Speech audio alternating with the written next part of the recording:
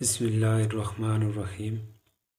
نبی کریم صلی اللہ علیہ وآلہ وسلم نے یہ دعا ایک شکستہ حال انتہائی پریشان صحابی رضی اللہ تعالیٰ عنہ کو عطا فرمائی، جس کے بعد وہ خوب خوشحال ہو گیا۔ اس دعا کو کثرت سے پڑھیں اور پریشانیوں کو بھول جائیں۔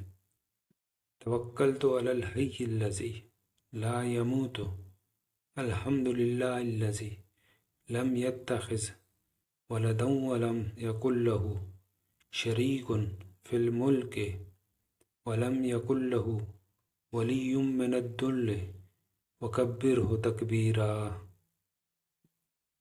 اس آیت کا ترجمہ کچھ اس طرح ہے: بھروسہ کیا کہ میں نے زندہ رہنے والے پر جسے موت نہیں آئے گی۔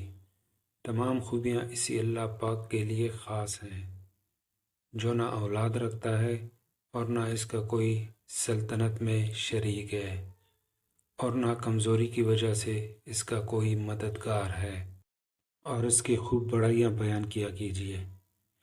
اللہ پاک ہمیں عمل کرنے کی توفیق عطا فرمائے۔ السلام علیکم ورحمۃ اللہ وبرکاتہ۔